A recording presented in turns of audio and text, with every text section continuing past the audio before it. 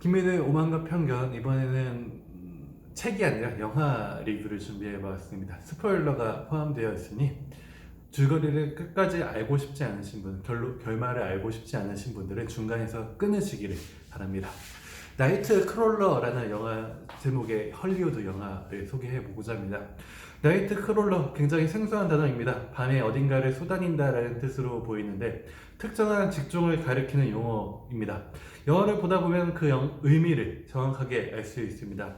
뉴스를 시청하다 보면 이런저런 사건들이 발생했다는 것을 보도하면서 관련 영상이 첨부해서 나오지 않습니까? 나이트 크롤러란 그런 영상들을 찍는 이들을 가리킵니다. 강력 범죄나 커다란 재해, 재난 등이 발생한 현장을 재빨리 방문해서 사건 현장을 카메라에 담아서 지역 텔레비전 방송국에 그 영상을 파는 것으로 돈벌이를 하는 그런 사람들을 나이트 크롤러라고 칭합니다. 영화 나이트 크롤러의 주인공은 루이스입니다. 그가 구직 활동을 하는 것으로 영화가 시작됩니다. 첫 인상부터 어려움을 겪습니다. 면접을 보면서 루이스의 괴팍한 면모가 두드러지기에 사업주들은 그를 고용하기를 꺼려합니다. 취업의 문턱 앞에서 연을 넘어지고 씁쓸해하던 중 루이스는 교통사고 현장을 목격합니다. 거기서 카메라를 들고 사건 현장을 이리저리 촬영하고 있는 한 사내가 그의 눈에 들어옵니다. 그에게 집요하게 달라붙어 정보를 캐냅니다.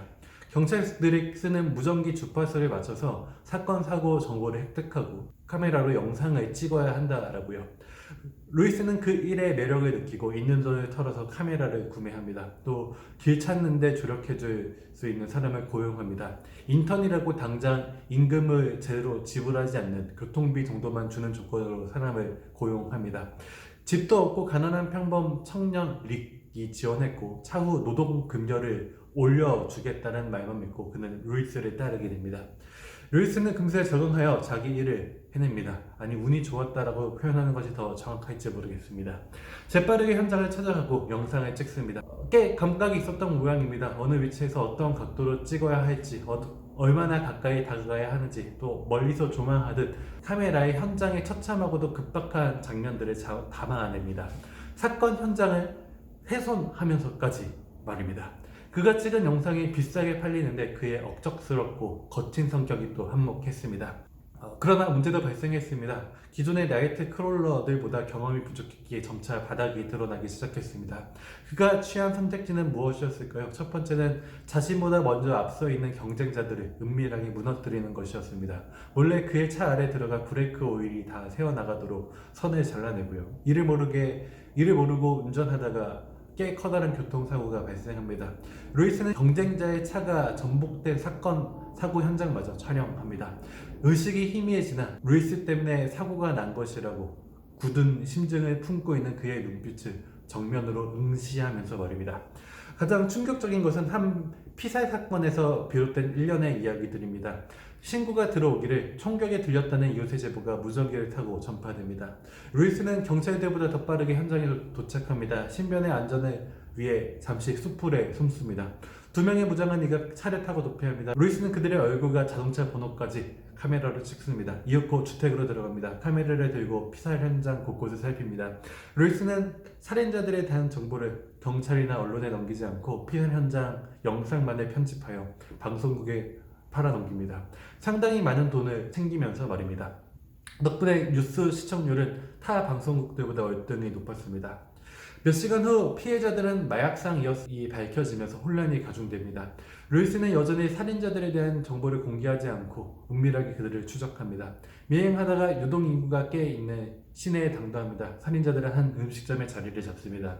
이때 루이스는 인턴 사원 릭을 차 밖으로 쫓아내며 가까운 데서 그들을 카메라로 촬영하라고 합니다. 그리고 경찰을 부릅니다. 경찰에게 신고 전화를 겁니다. 범죄자들 2명을 발견했다고, 총으로 무장한 것 같다면서 황급하게 전화를 끊습니다. 주변 경찰들이 모이기 시작합니다. 이상한 낌새를 눈치챈 범죄자들은 경찰과 시민들을 향해 총을 쏘며 도망갑니다. 추격전이 벌어지고 차들이 뒤엉킵니다. 사상자들이 많이 발생하는데요. 사상자 중 한 명은 루이스의 직원 릭이었습니다.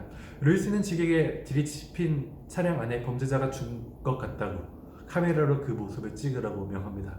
결국 살아있던 범죄자의 총에 맞아 릭은 죽어갑니다. 더 경악스러운 것은 루이스가 인턴 사원 릭의 죽어가는 모습을 카메라에 담는다라는 점입니다. 제가 줄거리를 이렇게 요약해 보았는데요. 듣는 것만으로도 간담이 서늘해지지 않습니까? 나이트 크롤러라는 직업을 통하여서 현대인들의 잔인한 모습, 볼거리를 추구하는 현대인들의 잔인한 모습을 살펴보았습니다. 나이트 크롤러 이런 이야기인데 굉장히 좋은 영화임에도 불구하고 많이 알려지지 않은 영화인 것 같아서 제가 책 리뷰 대신 영화 리뷰를 준비해 보았습니다. 스포일러를 알고 보아도 충분히 재미있을 거라고 영화 보는 재미는 크게 반감되지는 않을 것 같습니다. 김민의 오만과 평은 여기까지였습니다. 청취해 주셔서 감사합니다.